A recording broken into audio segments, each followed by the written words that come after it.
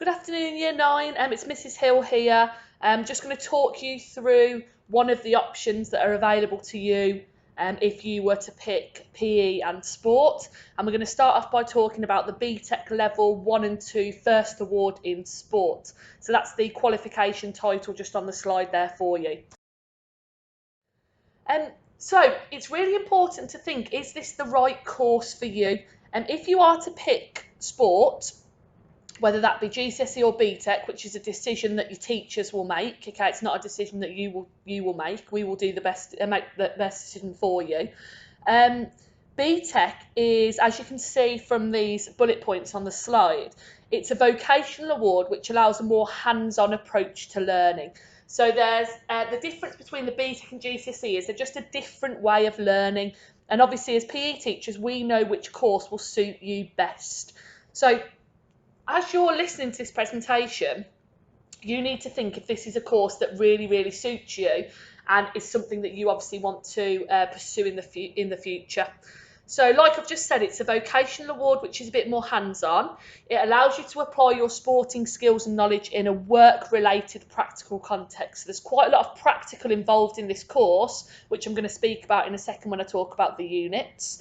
There is theoretical elements, practical elements, written elements, which allow you to develop numerous skills that you can apply to the modern day workplace and be successful in a variety of sporting career pathways. And this pathway is a perfect progression to progress into academic and specialised vocational pathways at Key Stage 5 and then hopefully further education, maybe an apprenticeship or university. So both courses, BTEC and GCSE, have a really good platform that allows you to develop further if you want to continue to study sport later on after Key Stage 4. So what will you actually be taught then? What's the course made up of? Now there's 4 units, as you can see on the screen here, and the 4 units are equally weighted and worth 25% of your final grade. So in Year 10, you will complete Unit 1, which is fitness for sport and exercise, and that's actually an exam. So that's an online exam that we book in school, which is set by Pearson, and they set the exam and you sit in school on a computer and you have to sit an online exam, and that's worth 25% of your grade. You will also in Year 10 do Unit 2, which is a practical performance in sport, which is internally assessed through coursework, and there is also a practical assessment as well, because as part of the unit, you have to play 2 sports and show your ability to demonstrate the skills, tactics, strategies, techniques, which allows you to be successful in those sports. And that's 2 sports you have to do that for. So you could, for example, choose to do that in football and basketball, or you could do it in trampolining and rounders. Okay, it's 2 sports of your choice. Now obviously we're limited with what we can do there in terms of we can't just allow you to have full reign of all the sports, because we'll be teaching a class of potentially 20-30 of you, so we have to make sure we pick sports that are suitable for the group to do. And within that unit you will learn about things like the rules and tactics of the sport, the techniques, the role of the officials. You will watch your performances back on a screen and analyse them and talk about your strengths and weaknesses, and you will do a report based on your strengths and weaknesses in the sport and what you can do to potentially improve those. So that's a really good unit, lots of practical in that unit. In Year 11, you do a unit called Leading Sports Activities, so Unit 6. And in this unit, you actually deliver a lesson to a Year 7 or 8 PE class. So you pick a sport of your choice, one that you're confident in, and you will actually deliver that lesson, and we video record you, we film you leading, and then when you've led that session, you watch your video back and you analyse your leadership qualities. So, for example, did you communicate well? For example, were you organised and things like that? And that unit is really interesting. It's probably one of the most popular with our current Year 11s because they really enjoy that part of the unit.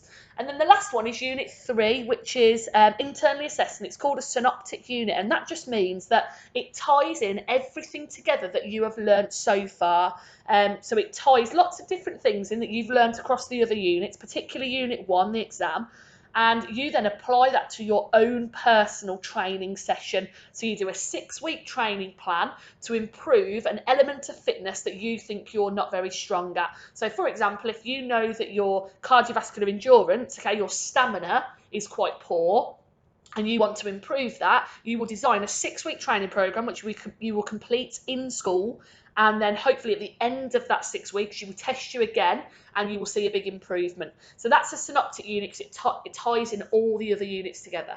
So lots and lots of things covered, loads of variety of learning, so not just all written. As you know, some's online, some's done for an exam, some's practically assessed, some is coursework, so some is written assignments, but lots of different ways that you will be assessed on this course.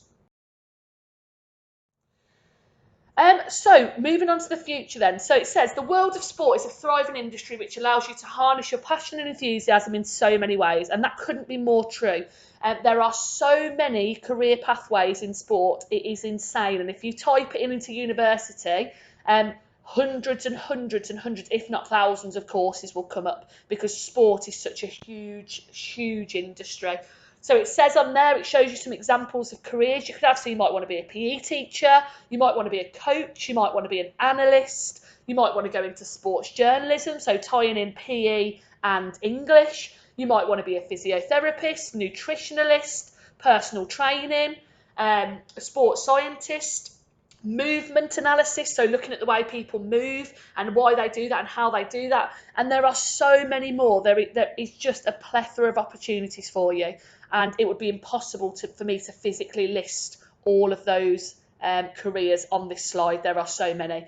And then obviously we've got really good links to the sixth form. So we teach A-level PE in the sixth form, and we also teach BTEC level 3.